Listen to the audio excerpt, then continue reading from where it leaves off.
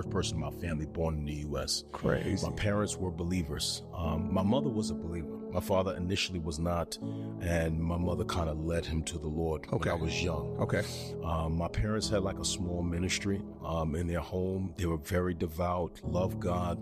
So I grew up in a home where I heard my parents praying. I seen them reading the scriptures. I would hear them in the basement, like calling my name before the Father.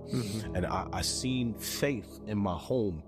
But being raised in Queens, in New York, I was in a very small, kind of tough urban environment. And I think that environment and my friends had a bigger hold on my life than the faith I saw at home. And so, man, at the age of 12, I'm out there in them streets. I'm selling crack cocaine at the age of 12, bro. I'm full blown deep in the streets, robbing people at gunpoint. What? Selling dope, in and out of prison. I was lost. And all the while, my parents had no idea, right? It's like I come home and I'm seeing faith, but then I leave my house and I'm out there in them streets, and the streets hadn't appealed to me. There was a brotherhood I found in the streets. There was codes of ethics I found in the streets, loyalty I found in the streets. There was, I guess I was searching for community and love and finding that in the street.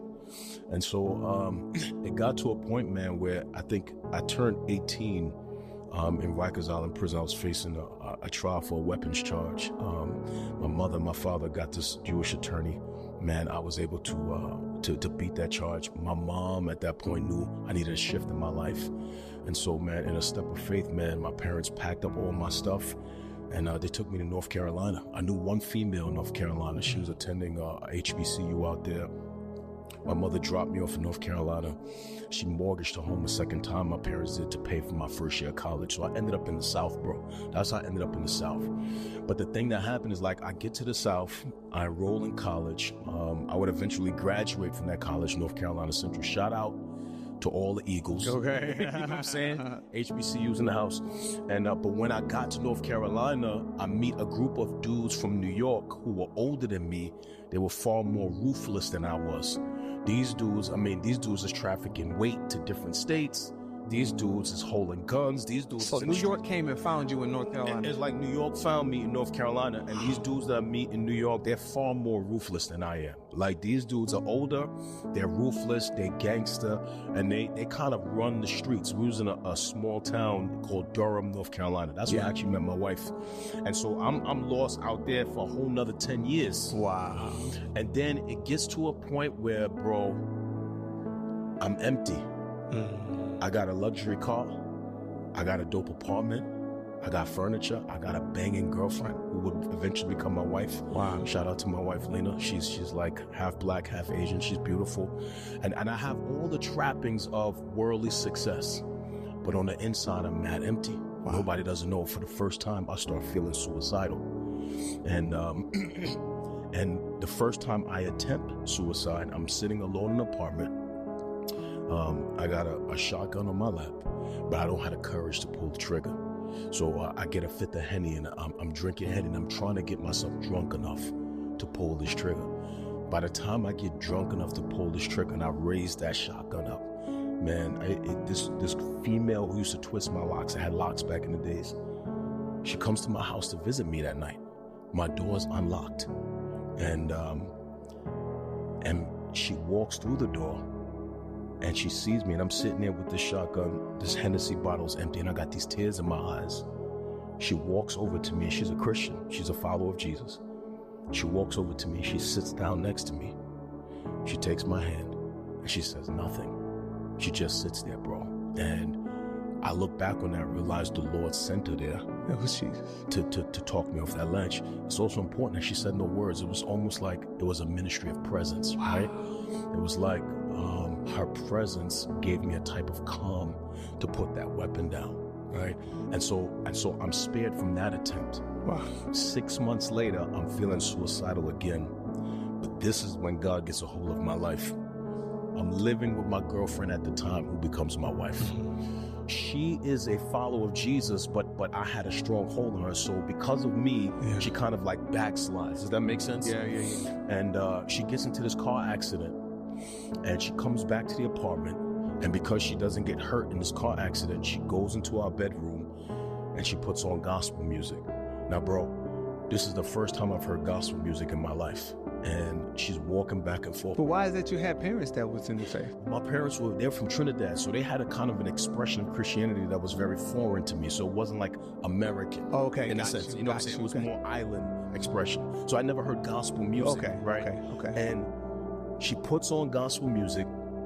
She's lifting her hands and she's walking back and forth in her bedroom, lifting her hands, and she's praising God that she doesn't get injured in this accident.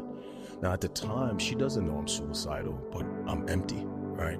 And I'm looking at her praising God, bro, and I'm watching her, and I'm thinking to myself, whatever that is, I want that for myself. And I remember I crawl into the bathroom with my hands and knees. I close the door. I started yelling at God, if you exist, you meet me right here. If you exist, you'll speak to my heart. And I'm yelling at God, not knowing he really existed. I'm just thinking he's just a name in a book that my parents read. And the Lord reveals himself to me in that bathroom. I could feel his presence in that bathroom. I know something happened to me in that bathroom. I know that was the moment I was converted to Christianity. That was the moment I passed from death to life. That was the moment I knew something changed. Because I went out that bathroom that day, tried to have sex with my wife that night, and was the very first time I felt convicted of sin. It was like, oh snap, this doesn't feel right. And I started sleeping on the couch. And so I knew something had happened to me. Something changed. Yeah, right, but I didn't know what it was. And it was like a couple of days later, I meet this dude on the street. He puts a Bible in my hand, tells me, if you want to know God, you need to read this Bible. I started reading that Bible from front to back. I learned about sin. I learned about conversion. I learned about what happened to me. Oh, I was saved. I was filled with God's Spirit. I was transformed. My heart had been renewed. Oh, this is what sin is. This is why I feel bad for sin. And so I'm learning all of that. And bro, I'll never forget April 14th, 2004. I'm alone in a room and I'm reading this verse from Proverbs. Trust in the Lord with all your heart. Lean not on your own understanding. Just read it this morning. In all that's crazy. That's crazy, right? So we in the Spirit, right? In all your ways acknowledge me and I will direct your path. And so I'm reading Proverbs alone in the room. For the first time I sense God is talking to me through his word. It's like God is telling me, I bought you. You're my son. Trust in me. Don't try to figure it all out in your mind. So good. Just follow the path I have for you. And it's for the first time I could sense God talking to me on the inside. And Zeke, I'm gonna just call you Zeke. Yeah, Zeke. I'm gonna just call you Zeke. Like everybody watches the game, Zeke a nickname. My man Zeke. And it was almost like an audible voice spoke to me on the inside. It was almost like in that moment I heard God said, "You're gonna pastor a church." And that was my calling into the ministry. I wrote everything down. I wrote the date. I wrote everything God told me. I tucked it away and I put it behind a picture frame.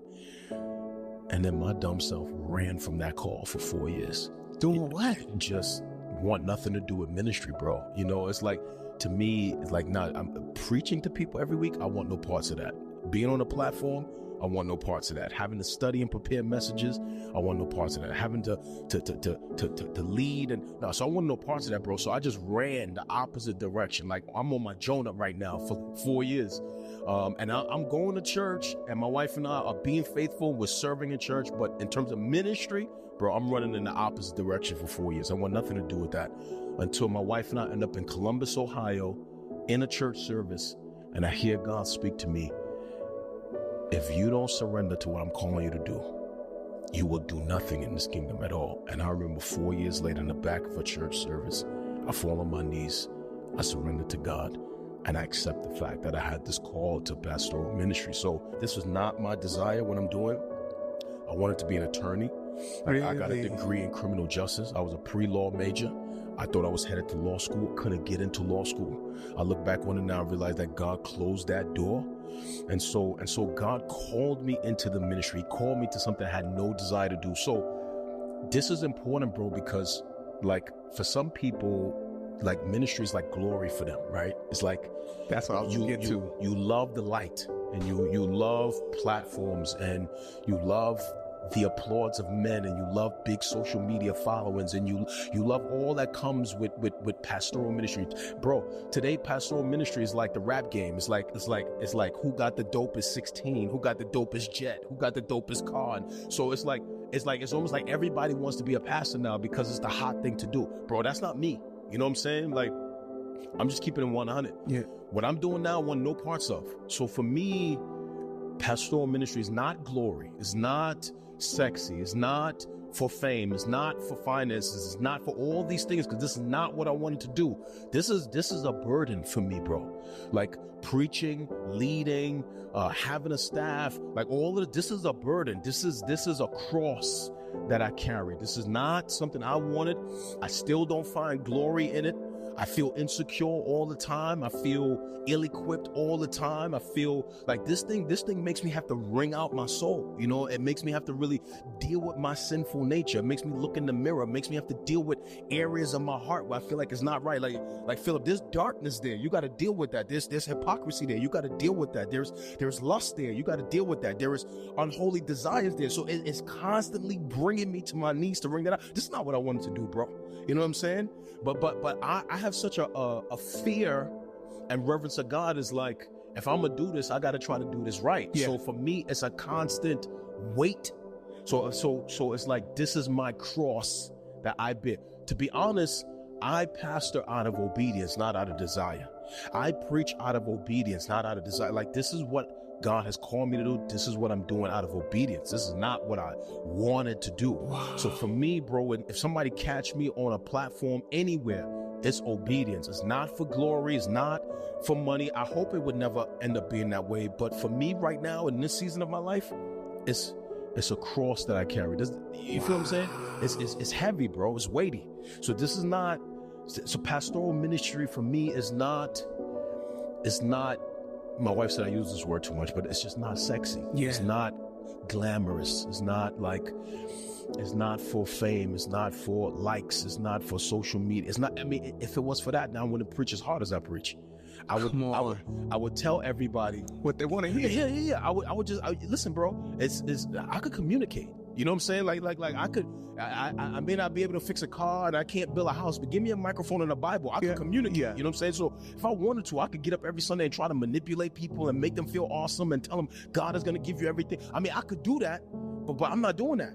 You see what I'm saying? So for me, it's like, I feel this weight to honor the Father and the call that He gave me. Wow. Because success for me, bro, is not going to be how large 2819 is. It's not going to be how big my Instagram following is. It's not going to be what car I drive, or all those things. For me is kind of lame. As sure as there's a God in heaven, bro, I'm telling you, success for